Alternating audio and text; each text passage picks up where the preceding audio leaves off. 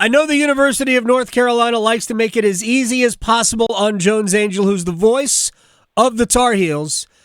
So for basketball, he gets a Tyler. Doesn't matter if it's Hansbrough or, in this case, Tyler Zeller, who joins us here on the Adam Gold Show. I appreciate you guys making it easy. So Jones can just go Tyler. Does he ever get you guys mixed up? No, he doesn't get us mixed up. But like you said, all he's got to do is Tyler. Even on our little microphone, it just says Tyler on it. So they've taken the shortcut. It works great. Oh, so you have to share a microphone with that other guy. All right. Yeah. Before we get into the game and some other things about the rivalry coming up on Saturday night, which is a 6:30 tip-off, how do you guys decide who's going to do the game? Do you go one-on-one? You play one-on-one for it? You know, I don't think either of us is in a place to play one-on-one anymore. He's got a couple of injuries, and I got 3 kids I chase around, so I'm not sure that'd be a game anybody want to see. But, no, we just ended up splitting it. I have about 75% of the games, and he does the other 25, which is great. Like I said, I got 3 kids, so it's great to be able to chase them around and have fun. And, like, Saturday, he's actually doing the game. And it'll be fun. And I told Jones, you'll have to tell me some stories from him going to Cameron, because he is not liked over there. He is also never lost over there. How many times has he brought that up? A few. It's pretty impressive to be able to go 4-0 over there. I mean, I was looking at ours, and I think I was 2-2 over there. But, man, to go 4-4 is incredible. Or 4 of 4 is awesome. Yeah, it's funny. Every now and then I speak to Bobby Fraser, and he was also undefeated over there, but he doesn't get the same credit, apparently, that Tyler Hansbrough does. But Bobby will tell you more about it. Yes, he will. Much more vocal with the way he talks about things. He is a wonderful storyteller. He is. Any reason that the other Tyler got this game, you didn't want to climb up in the crow's nest? Well, I went up there last year. It was a lot of fun. I think when we were splitting up games, I think we all kind of agreed it'd be fun to have him go back there, and he was pretty excited to be able to go to Cameron. And in the same way I was last year, you get to watch a game without having to mute out everything else going on. You can actually appreciate the arena, appreciate the sound and the noise, and see everything going on where you're not just locked in on exactly what you got to do from a standpoint of playing. Tyler Zeller is joining us here, part of the UNC radio broadcast. So it is interesting. The two venues, and I've always thought that for whatever reason, the Smith Center doesn't get its credit for being as great a venue as it is, because for a 20-something thousand seat arena, it's kind of small.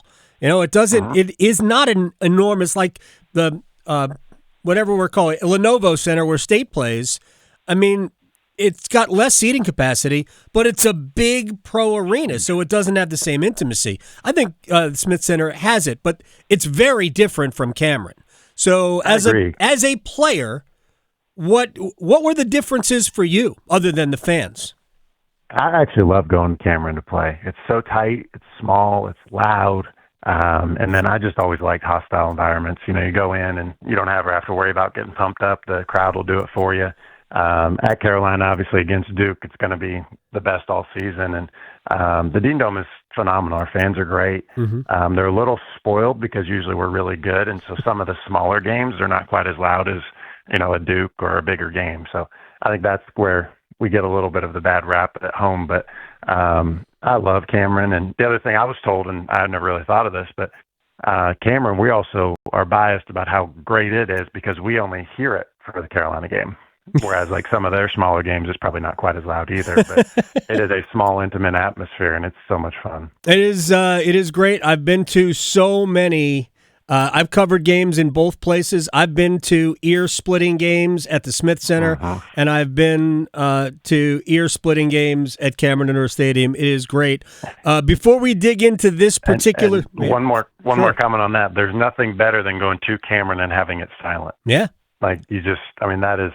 To be one of the loudest places in the country and to be able to have it silent is one of the best feelings in the world. So I've always thought that in this particular game, that home court doesn't necessarily matter to who wins. In this particular rivalry, you guys routinely win there. They routinely win at your place.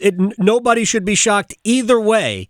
as to who wins. I don't know how Vegas looks at it. I'm sure Vegas does tip the scales to the home team one way or the other.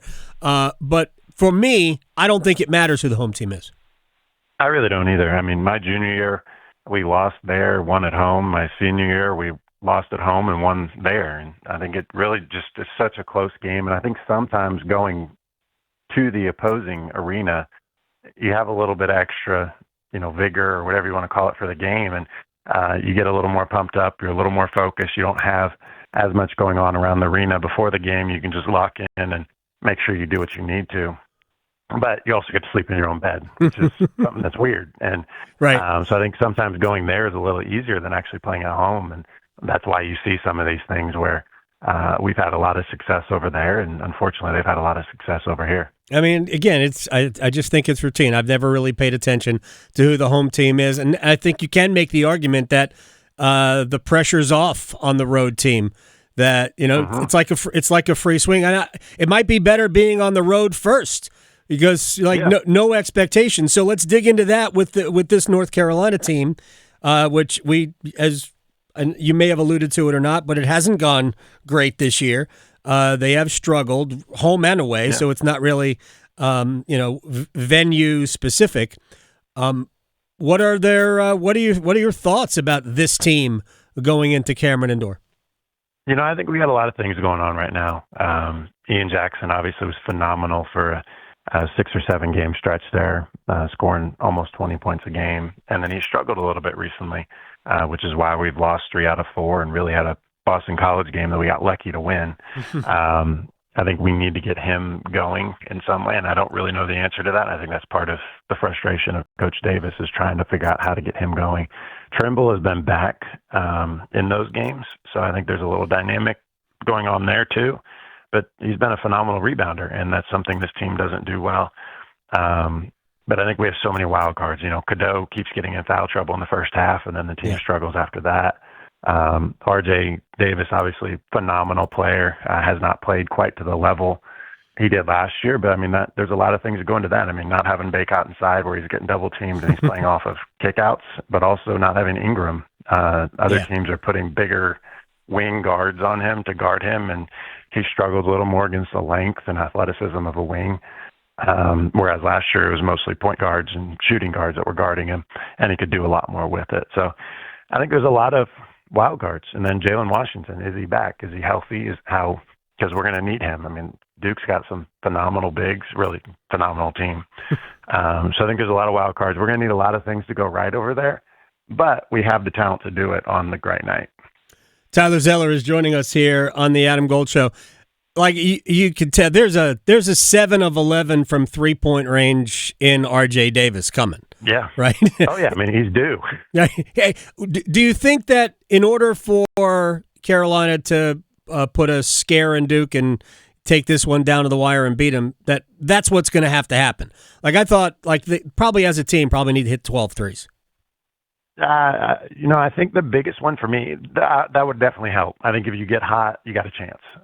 If you hit 12 threes, I think we walk out of there with a win. I think if you can get Jackson going, and he's not a great three-point shooter, high-volume three-point, but he can make them very well.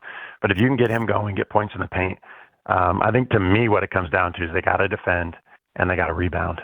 Duke's such a good offensive rebounding team. Mm-hmm. They have so many big players that can go rebound, and Carolina is not a great rebounding team this year. And if Duke beats them up on the boards, they're going to be in trouble. But also the biggest thing I think in our losses is other teams have had bigs that block shots and control the paint. And if we can't get in the paint and score, we're not going to be able to spray out to those threes and be able to hit. Right. I'd love 12 threes, but even 7 or 8 threes to give us a chance. And if we can shoot, 30+% for the game, we got a great chance of walking out there with a win. Unfortunately, we haven't done that a lot this year. Who guards Cooper Flagg? I think you got to start with Trimble. He's experienced. He's going to get in him. He's going to do a great job. I think you got Powell, who's done a really good job. He's got some more length and size. But I think that's where you get into the conversation of some of these other guys are really good too. Knipple he can shoot the heck out of it. So you got to be careful. You can't put, Ian Jackson gets lost every once in a while in defense, so you can't put him on him. because he's going to get a wide open three and he's going to make you pay for it. Tyrese Proctor has been really good, both shooting as well as getting in the lane and passing the ball out. So it becomes a complicated question, but I think you got to start with Trimble just because of his strength and physicality, and hopefully fluster Flagg a little bit, which is really difficult to do. Yeah, I mean, small, especially since he usually starts with the ball away from the basket, you can get away with putting a smaller player on him. Yep. But, I mean, Shire's so good, he's going to run him into that mid-post and let him play one-on-one against a smaller player, and Flagg's really good at it. So, Carolina's going to have to be ready to run some double teams at him, try to make things difficult. But at the same time, he's a really good passer, too, so you can't run too quickly at him where you can pass out of it so easy for wide-open threes or dunks. Tyler Zeller is joining us here on the Adam Gold Show. He is letting Tyler Hansbrough do this game at Cameron Indoor Stadium. All right, so I'm just curious. By the way, do you know what in the 2 years where you were the starter, do you know what your averages were against Duke? I do not. 20, I know I played well, so 20 it and 10. Too terribly low, but I don't know what my average was. 20 and 10. All right. It's pretty good. That's pretty solid. Yeah. What's your best memory of your time playing against the Blue Devils? So best and worst go hand in hand. So obviously the Austin Rivers shot that everybody knows about. I didn't know. I don't know what you're talking about, Tyler. Yeah, I know.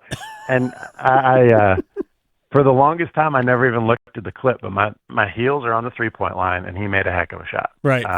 But what frustrated me more is I went 2 for 4 on free throws in the last minute and a half, 2 minutes. And gotcha. So that's by far my worst because I feel more guilty about the free throws than I do giving up the 3.